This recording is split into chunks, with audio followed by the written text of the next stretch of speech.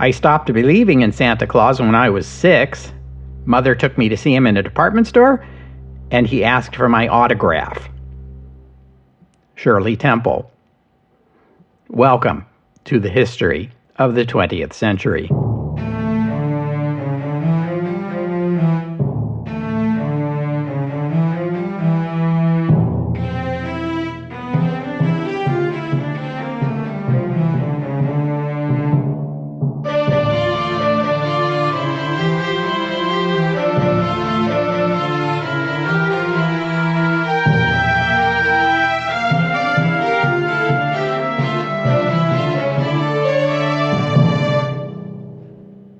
Episode 405, on the good ship Lollipop.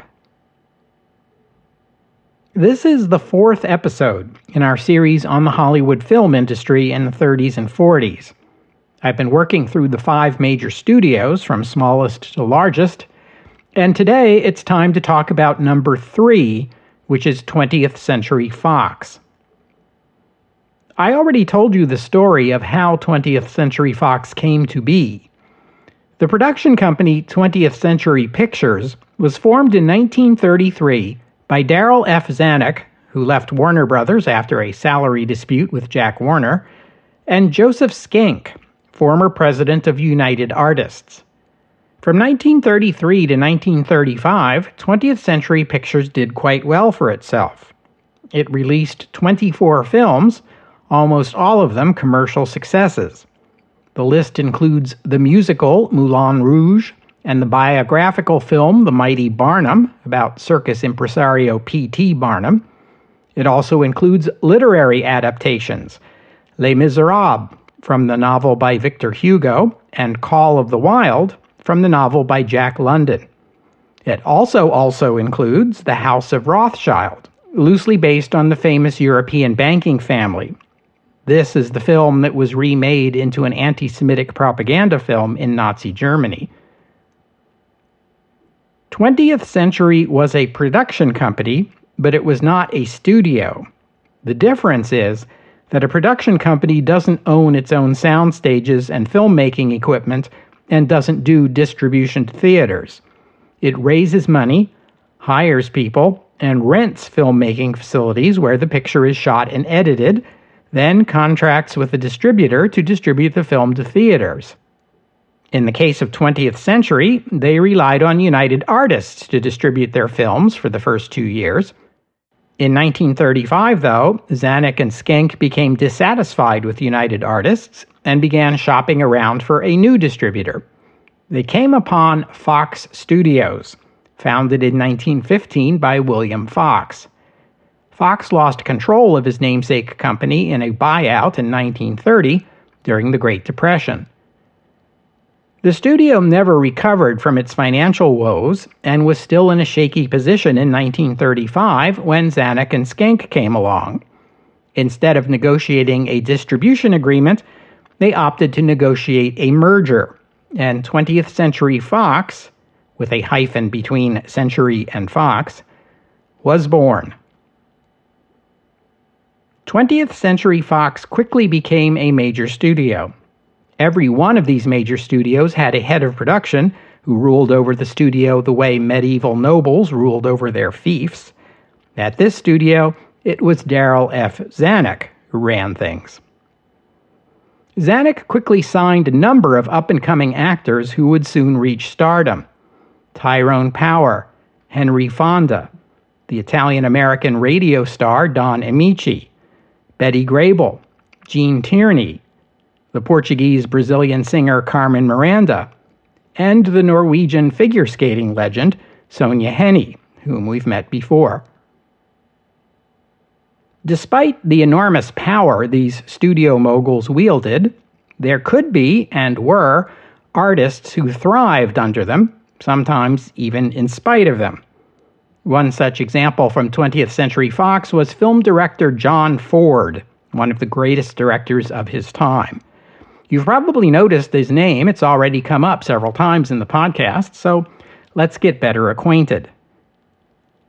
He was born John Feeney in 1894 in Cape Elizabeth, Maine. Growing up, he played football for Portland High School, which is how he earned the nickname Bull Feeney. John had a brother 12 years older than he named Francis Feeney.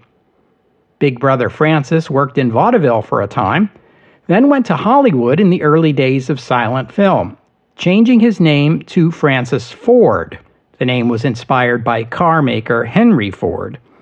And there he worked, first as an actor, then a writer, then a director.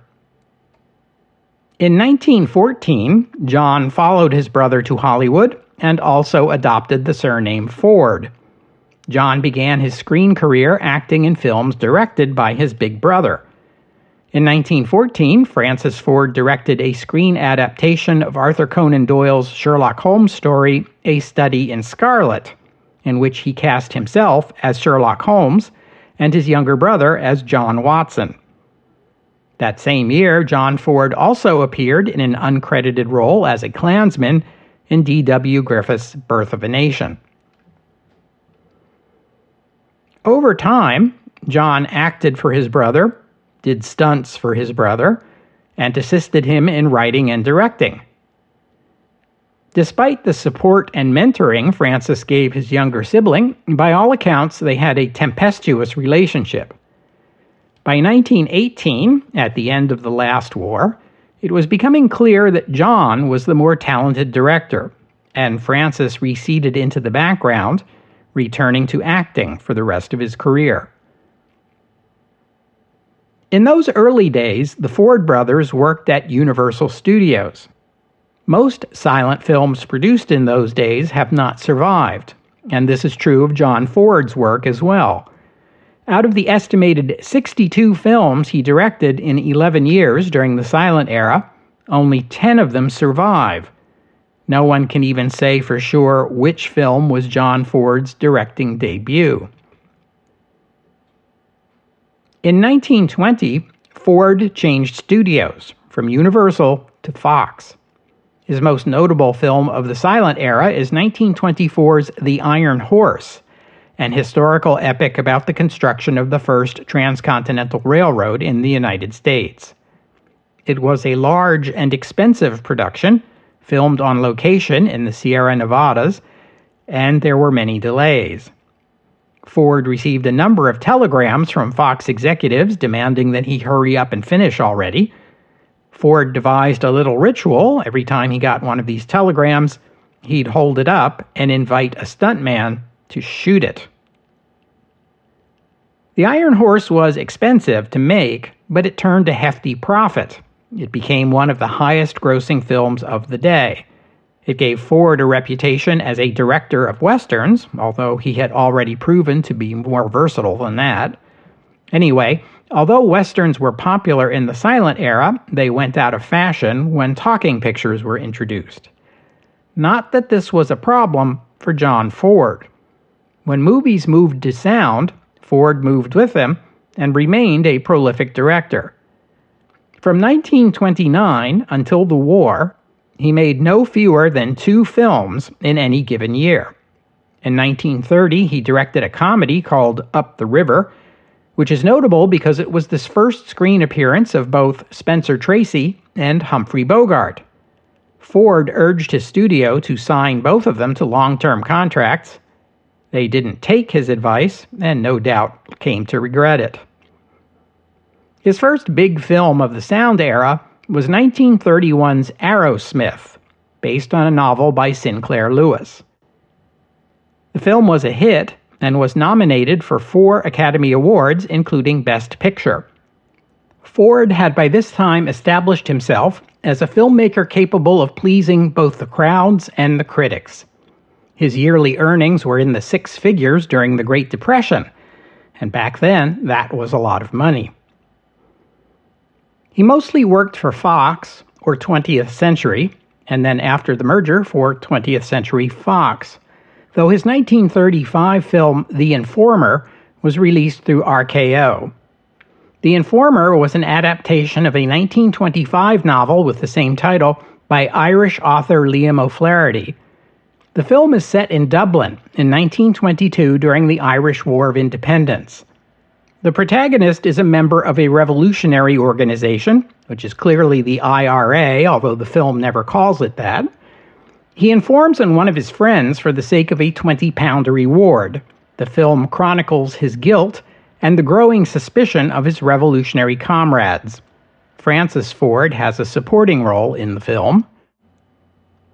Like most American, for that matter British, films about the Irish Republican Army, the organization is depicted as a gang of thugs rather than as freedom fighters.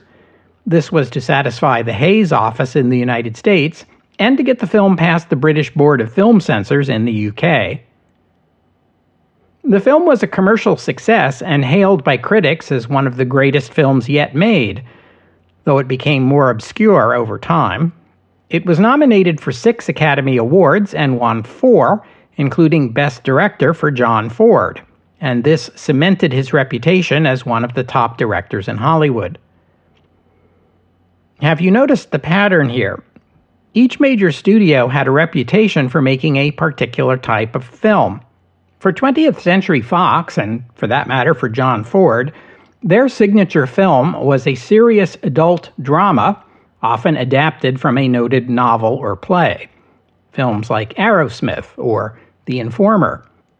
Or Mary of Scotland, starring Katharine Hepburn, which John Ford directed for RKO the following year, based on a play by American playwright Maxwell Anderson.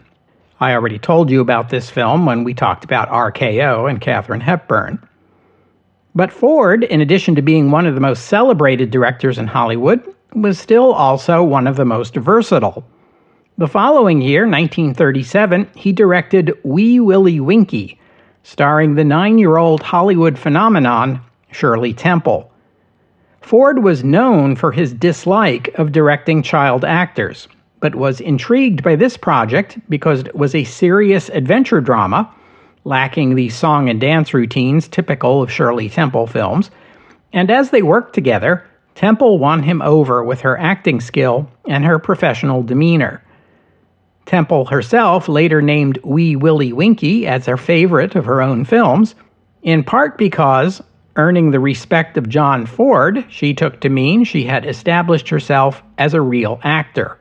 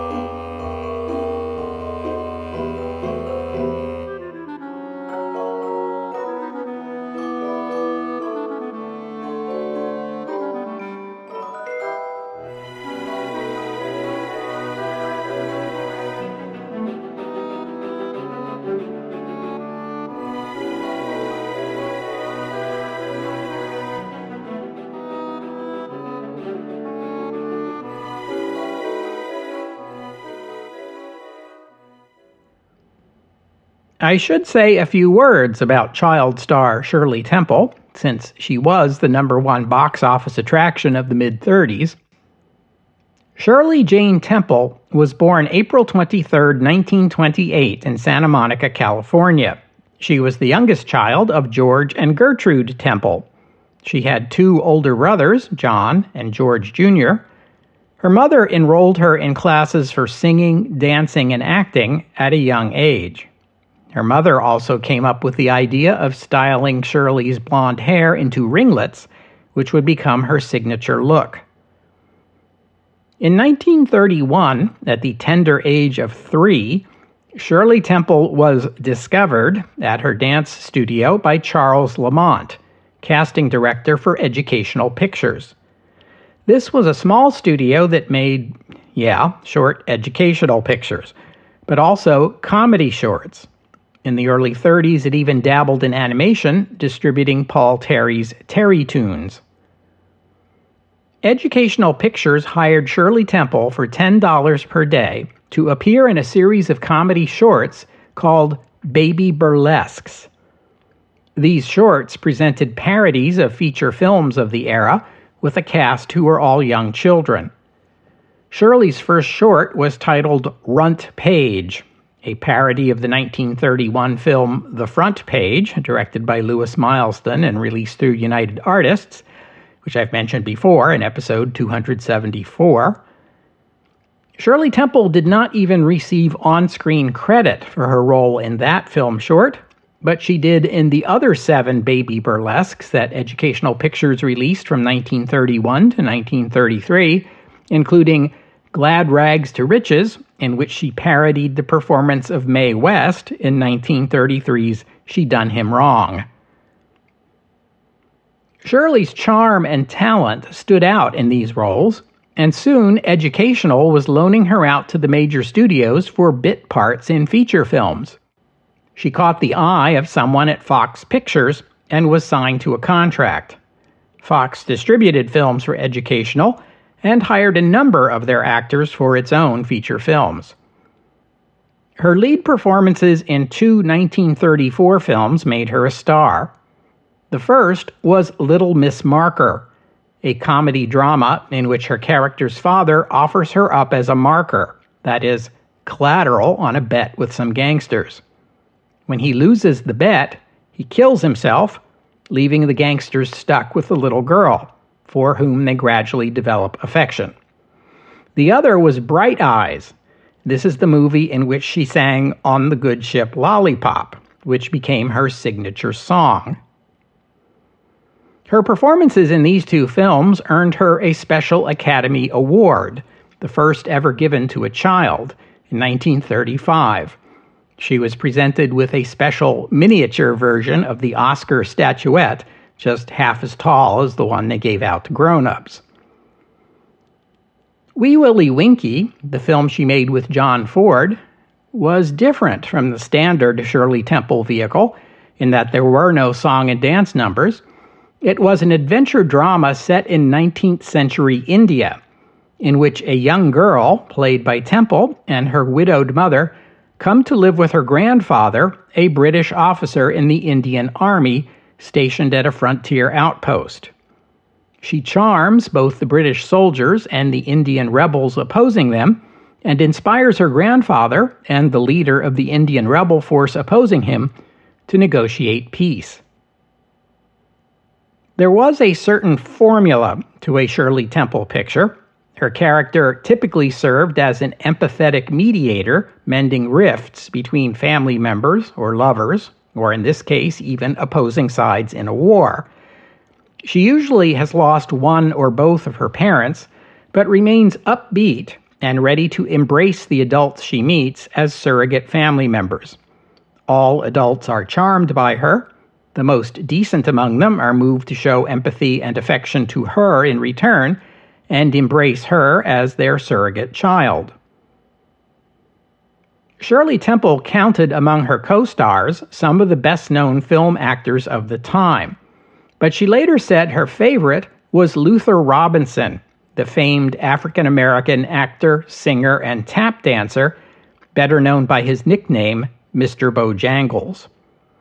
Young Shirley Temple called him Uncle Billy. Robinson was a tap dancing legend and the highest-paid African-American entertainer of the day, particularly noted for routines in which he tap danced on stairs, which can't be an easy thing to do. Shirley Temple and Bojangles Robinson appeared together in 4 films, beginning with 1935's The Little Colonel, in which they dance on a stair together. This made them the first interracial dance couple in American film history. When the film was shown in the South, the scene was cut. The duo also appeared together in 1938's Rebecca of Sunnybrook Farm, adapted from the 1903 children's novel of the same title, written by Kate Douglas Wiggin. And as for John Ford, in 1939 he made his first Western in 13 years, and his first with sound. It was called Stagecoach. Back in the silent film days, there was a football player at the University of Southern California. He was a big, strapping young man named Marion Morrison, although he picked up the nickname Duke in high school, and much preferred that to Marion, and who could blame him? Duke Morrison planned to go to law school. Unfortunately for him, he broke his collarbone, which ended his football career and lost him his athletic scholarship. He was forced to leave USC and never did become a lawyer. Wait, did I say unfortunately? Actually, it proved to be a lucky break, pardon the expression. The football coach at USC felt sorry for the kid, and film director John Ford owed the coach a favor in exchange for securing Ford tickets to USC games, so he asked Ford to give Morrison a job. Duke Morrison and John Ford became friends. Morrison got bit parts in a number of films, and finally got an on-screen credit as Duke Morrison in the 1929 Fox Pictures musical comedy, Words and Music. Shortly afterward, director Raoul Walsh spotted Morrison moving furniture at the studio and was inspired to cast him as the lead in Fox Pictures' big-budget 1930 Western, The Big Trail. Walsh and a studio executive between the two of them chose a screen name for Morrison.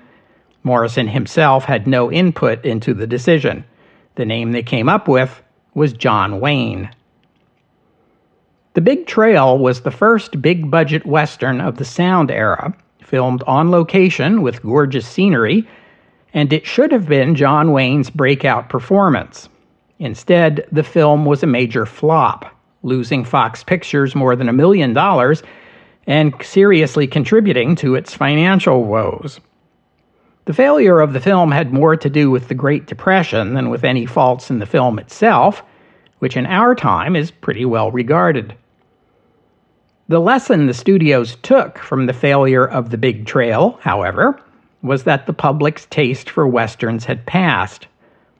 John Wayne was relegated to bit parts once again, and that's how he spent the 1930s, at various Poverty Row studios, which continued to crank out low-budget Westerns that only contributed further to the perception that Westerns were cheap entertainments with little artistic merit. Then came 1939, and John Ford wanted to make Stagecoach, about the adventures of a group of strangers who ride a stagecoach together through dangerous Apache country, based on a short story that had appeared in Collier's magazine. None of the studios would touch a Western, not even one directed by John Ford, so he turned to independent producer Walter Wanger and hired his friend John Wayne for the lead role of the Ringo Kid. Wayne got second billing after actress Claire Trevor, who was at the time the biggest name in the cast. Stagecoach was critically acclaimed. More important, it was a commercial success. It received 7 Academy Award nominations, including Best Picture and Best Director for Ford. Orson Welles studied the film closely when he was preparing to make Citizen Kane. As luck would have it, Stagecoach was one of 4 Westerns released that year, 1939, that were all well received and demonstrated that the American public would indeed come out for a Western if it was an intelligent one. The other 3 were Destry Rides Again with James Stewart and Marlene Dietrich, Dodge City with Errol Flynn, and I've already talked about both of those films, and Union Pacific, directed by Cecil B. DeMille and starring Barbara Stanwyck, Joel McCrea, and Robert Preston. Stagecoach became the first of 7 highly regarded Westerns directed by John Ford, all using the same site, Monument Valley in Colorado, for the location shooting. I'm told that connoisseurs of Ford's Westerns can easily spot the same Monument Valley landmarks in several of his films, and that other film directors avoided using Monument Valley for their locations, as its look had become so closely associated with the films of John Ford.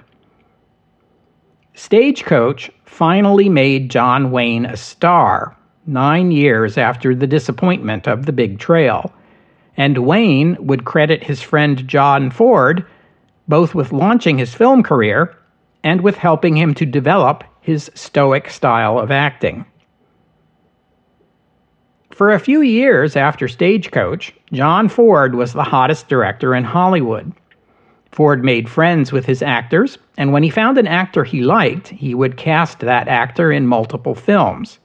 Such was the case with up-and-coming actor Henry Fonda, who starred in the next 3 of Ford's films, 1939's Young Mr. Lincoln, a biographical film in which Fonda played the title role, and Drums Along the Mohawk, an historical drama set during the Revolutionary War, which was also Ford's first film shot in color, and 1940's The Grapes of Wrath, based on John Steinbeck's 1939 Pulitzer Prize-winning novel about Okies in California during the Great Depression, which I talked about in episode 344.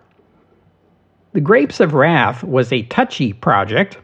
20th Century-Fox's studio chief, Darryl F. Zanuck, feared that portraying the United States as a nation in which sometimes people got a raw deal would be controversial. It would invite accusations of communism, something that happened a lot back then, and even happens today, sometimes even to history podcasters. Zanuck went so far as to hire investigators to document the stories of migrant workers in California so that, in the event the film drew that kind of criticism, he would be able to provide evidence that its depiction of the American underclass was realistic.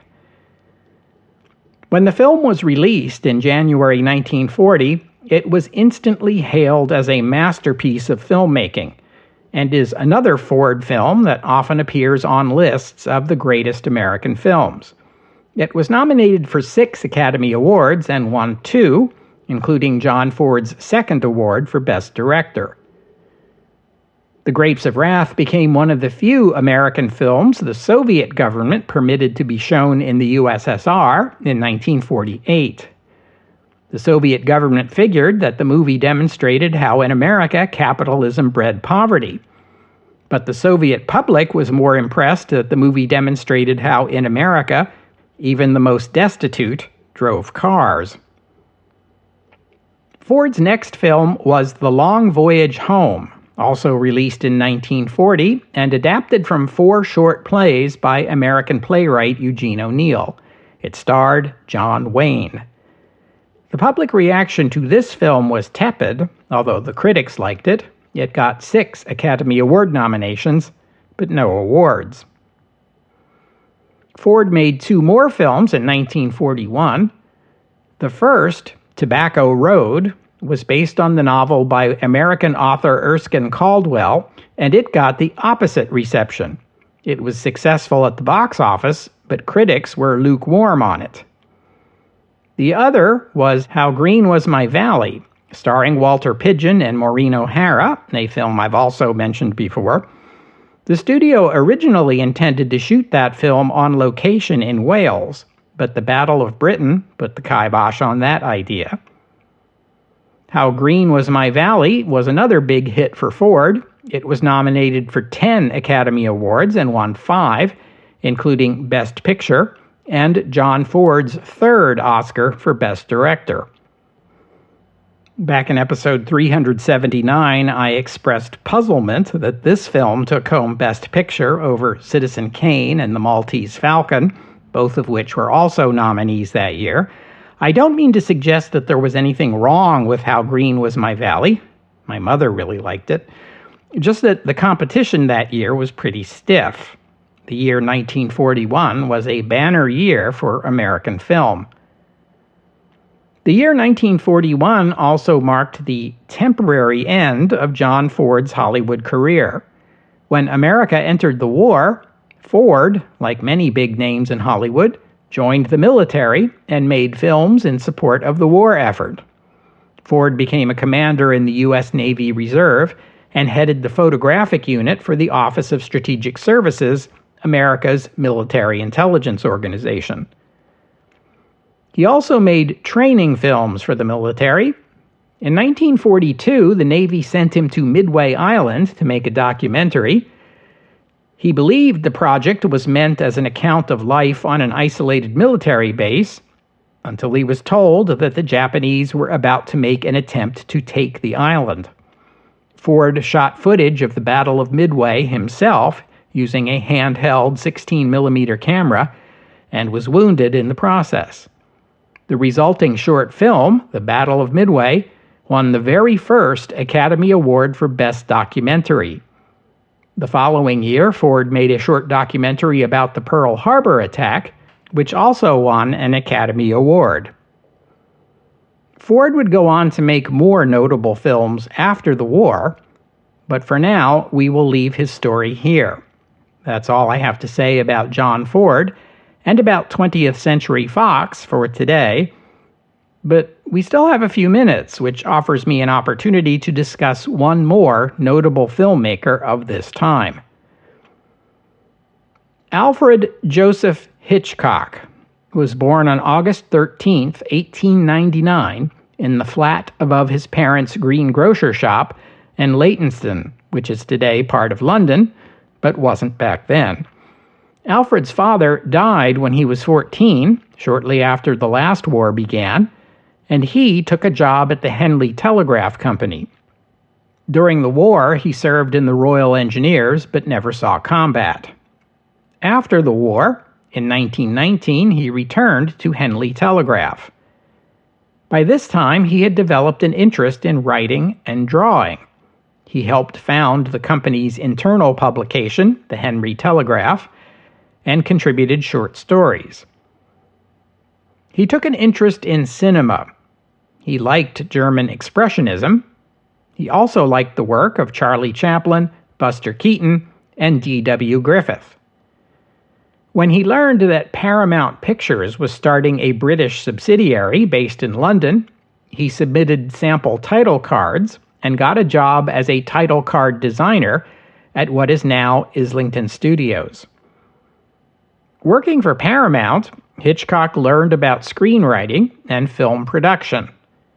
When Paramount shut down its British subsidiary 3 years later, 1922, Hitchcock was hired by a new firm that took over the studio, Gainsborough Pictures, as an assistant director. In 1925, Hitchcock was offered the opportunity to direct a film, The Pleasure Garden, which was a joint British-German production filmed in Germany, where Hitchcock picked up some of the techniques of German Expressionism. He got an opportunity to show off what he'd learned in his first thriller, 1927's The Lodger, about a serial killer. It was his first hit, and it attracted attention to the young filmmaker. It was also the first film in which he placed himself in a cameo appearance. This would become a regular feature of Hitchcock films. Hitchcock was directing another thriller in 1929 when, in mid-production, the studio decided to convert it into a talking picture. Titled Blackmail, it was another hit, the first all-sound film made in Britain. In fact, the first commercially successful talking picture in all of Europe. By 1934, Hitchcock was an acclaimed and influential director noted for his innovative visual style. That year, he released one of his most famous films, an espionage thriller called The Man Who Knew Too Much, which featured Peter Lorre. In 1956, he would remake this film in the U.S. for Paramount Pictures, starring James Stewart and Doris Day. The title was the same, though the plot differs in some significant respects. The following year, he made another spy thriller that was an even bigger success, The 39 Steps. It was around this time that Alfred Hitchcock and his collaborator, Angus MacPhail, conceived of the idea of a MacGuffin. A MacGuffin is an object in a story, typically in a thriller. The MacGuffin is sought after by the protagonist, and perhaps other characters, though its exact nature is not important to the story. It serves primarily as a device for motivating the characters. A prime example would be the Maltese Falcon in the film of the same name. Hitchcock would embrace the concept of the MacGuffin and use it in his films for the rest of his career. Hitchcock's last notable British film was 1938's The Lady Vanishes, a thriller about a British spy aboard a train who, well, you can guess. You might have noticed I spend most of my time on American films and little on films of other countries. Hitchcock is a good example of why. In those days, any screen artist who rose to fame and success was highly likely to be poached by an American studio, and Hitchcock is no exception. He received multiple offers from American film producers to come make a picture in Hollywood. But he wasn't tempted by any of them until David O. Selznick came along. Selznick proposed a film based on the story of the sinking of Titanic, which persuaded Hitchcock to move to California. When he arrived in America, Hitchcock was pleasantly surprised to discover that he and his films were already well known and popular in the United States. The Titanic picture never panned out, but Selznick signed Hitchcock to a lucrative 4-picture deal, which soon was extended to a 7-year contract. Hitchcock's first Hollywood film, released in 1940, was Rebecca, based on the novel by Daphne du Maurier, and therefore inevitably set in Cornwall. Laurence Olivier stars as a well-off widower and Joan Fontaine as his second wife, but the couple is haunted by the memory of his first wife, the titular Rebecca. Rebecca was a hit, nominated for 11 Academy Awards, including Best Director for Hitchcock and Best Actor and Actress for Olivier and Fontaine. It won 2, including Best Picture. Hitchcock had conquered America. Notably, the studios began putting his name above the title in their advertising, which at the time was extremely rare for a director. His next film, Foreign Correspondent, garnered 6 Academy Award nominations, although no awards. In 1941's Suspicion got 3 Academy Award nominations, including Best Picture. Joan Fontaine won the award for Best Actress. 1944's Lifeboat, written by John Steinbeck but based on Hitchcock's own story idea, is set entirely aboard a lifeboat containing 9 survivors of a German U-boat attack. Speaking of the war, Hitchcock got to feeling guilty over spending the war in California, so after making Lifeboat, he returned to his home country to make films for the British Ministry of Information. He would return to Hollywood in 1945 after the war, and believe it or not, reach even greater heights. But that is a story for another episode. We will have to stop here for today. I thank you for listening, and I'd like to thank Richard for his kind donation, and thank you to Amit for becoming a patron of the podcast. Donors and patrons like Richard and Amit help cover the costs of making this show, which in turn keeps the podcast available free for everyone always. So my thanks to them and to all of you who have pitched in and helped out. If you would like to become a patron or make a donation, you are very welcome. Just visit the website historyofthe20thcentury.com and click on the PayPal or Patreon buttons. As always, the podcast website also contains notes about the music used on the podcast.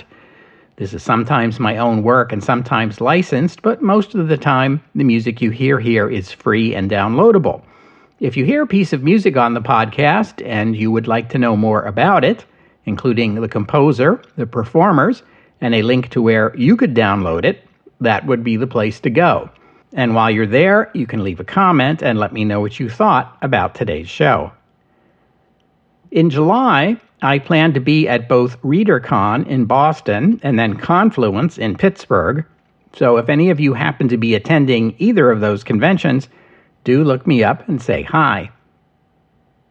Next week is a bye week for the podcast, but I hope you'll join me in 2 weeks' time here on the History of the 20th Century as we return to the Eastern Front. There's an aspect of the Eastern Front I've been skipping over until now, and that's what Army Group North is doing. It's time to get caught up on that story, which is a tale all of its own. The Siege of Leningrad, in 2 weeks' time, here on the history of the 20th century. Oh, and one more thing. Shirley Temple was a huge phenomenon as a little girl, but like many child stars, found it difficult to keep her acting career growing as she grew older. She appeared in 2 successful films at the age of 19, with Cary Grant in the screwball comedy The Bachelor and the Bobby Soxer, and in Fort Apache, a Western directed by John Ford, where she co-starred with John Wayne and Henry Fonda, naturally. It is a sign of her influence on American popular culture that a non-alcoholic cocktail was named after her. The Shirley Temple is customarily made with ginger ale and a splash of grenadine, and it comes in handy when you take your kids out to dinner. I know I bought a few Shirley Temples for my kids. In our day, there are a range of non-alcoholic cocktails, sometimes known as mocktails, for kids and adults both, but the Shirley Temple was the original. It apparently first appeared at the Brown Derby restaurant in Hollywood in the 1930s. Ironically, Shirley Temple herself did not care for the drink, which she described as icky, and complained as an adult that people kept serving them to her because they thought that was funny. Speaking of Shirley Temple's adulthood, she was married twice. Her first marriage lasted only 5 years. Her second, to businessman Charles Alden Black, lasted 55 years until Black's death in 2005. As Shirley Temple Black, she got involved in Republican politics in California. In 1974, President Gerald Ford appointed her the U.S. ambassador to Ghana. In 1989, President George Bush appointed her U.S. ambassador to Czechoslovakia. She was serving in that post during Czechoslovakia's transition to a parliamentary democracy, the period known as the Velvet Revolution. And I suppose I'm going to have to talk about the Velvet Revolution someday. Shirley Temple Black died on February 10th, 2014, at the age of 85.